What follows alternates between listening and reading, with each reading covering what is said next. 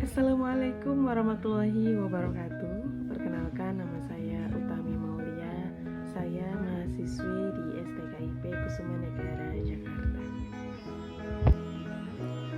Sebelumnya saya ingin mengucapkan banyak terima kasih kepada dosen Mr. Alam Sambat Berkah selaku dosen mata kuliah pendidikan karakter bangsa yang telah memberikan tugas kepada kami para mahasiswa untuk membuat video mengenai konsep pendidikan karakter di negara-negara barat.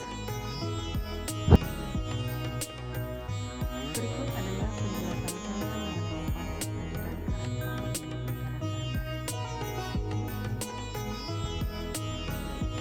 barat. Richard Kappas, seorang ilmuwan barat, mengungkapkan bahwa saat ini ahli-ahli dalam berbagai bidang tidak lagi mampu menyelesaikan masalah-masalah mendesak yang muncul dalam bidang keahlian mereka.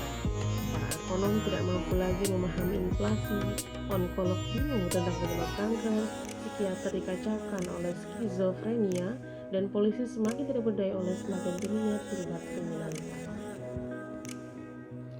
Problematika sosial tersebut akhirnya memunculkan pemberontakan dalam masyarakat modern.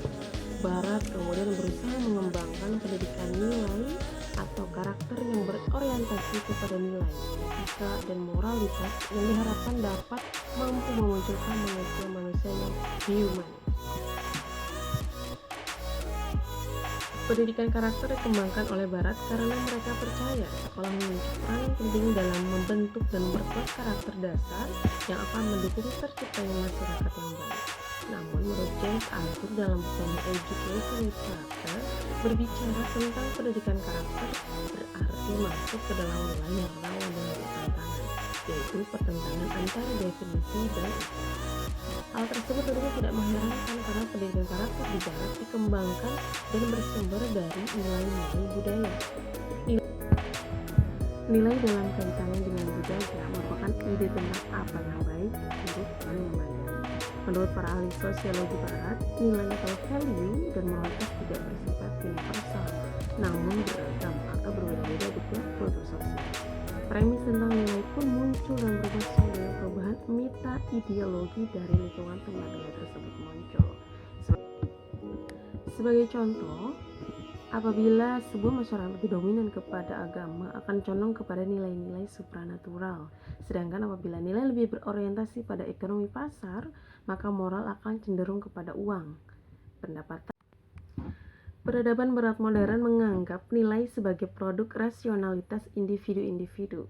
Namun, ketika nilai berada dalam konteks sosial dan budaya, maka nilai diartikan sebagai konsensus bersama sekelompok manusia. Sebagaimana menurut pandangan Weber, salah seorang tokoh sosiologi barat, yang menyatakan bahwa nilai itu ada secara objektif dalam subjektivitas manusia dan murni menjadi milik dari pribadi-pribadi. Dengan itu, konsep barat tentang nilai, moral, dan etika bersifat relatif dan sangat berbeda, bahkan bertentangan antara satu dengan yang lainnya. Konsep tentang apa yang disebut baik dan buruk merupakan kancah pertarungan pemikiran yang tak pernah henti dari filosofi barat. Sejak zaman Yunani sampai hari ini, dari pendidikan yang berorientasi kepada etika Kristen sebagaimana pemikiran Thomas Aquinas, kemudian berubah menjadi paham materialisme yang dikembangkan Descartes. Sejak saat itu, ilmu dianggap sebagai value free atau bebas nilai, sehingga pendidikan di barat dikembangkan tanpa nilai. Moral, etika, agama kemudian dijauhkan dari kurikulum dengan harapan manusia dapat lebih cerdas dan kreatif dalam menciptakan dan berinovasi di bidang sains dan teknologi. Hal tersebut merupakan konsekuensi dari sekularisasi yang melanda Eropa setelah hilangnya kepercayaan masyarakat Barat terhadap kepemimpinan gereja. Masyarakat Barat pada akhirnya menganggap nilai-nilai agama merupakan fenomena subjektif yang dialami oleh masing-masing individu dan tidak bersifat universal. Konsepsi nilai dalam peradaban Barat terus berevolusi sesuai dengan tuntutan zaman akibat ketiadaan nilai absolut yang bersumber dari wahyu yang mengatur kehidupan masyarakat dan menjadi rujukan moralitas. Konsep nilai berkembang sesuai dengan konsep masyarakat Barat terhadap hakikat manusia, agama, dan ilmu serta kehidupan itu sendiri. Perkembangan konsep nilai ini menunjukkan betapa Barat tidak pernah akan berhenti merumuskan nilai-nilai yang dianggap baik bagi kehidupan masyarakatnya.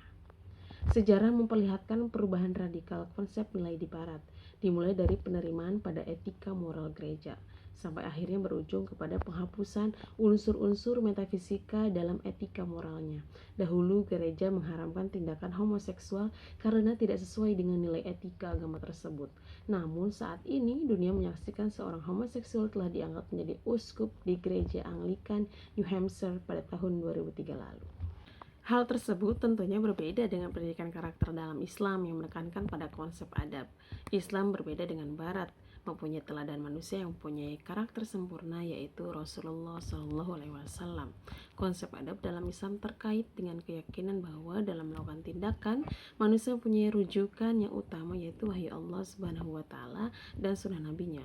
Konsep pendidikan karakter yang bercorak sekuler liberal tidak mungkin dapat mencetak manusia-manusia beradab.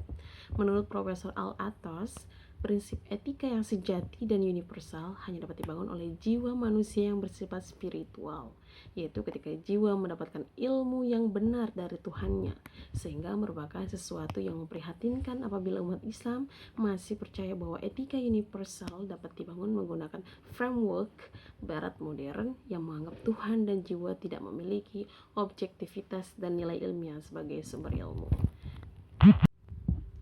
Demikian penjelasan dari saya mengenai konsep pendidikan karakter di negara Barat. Kurang dan lebihnya saya mohon maaf. Terima kasih atas waktunya untuk menonton video ini. Assalamualaikum warahmatullahi wabarakatuh.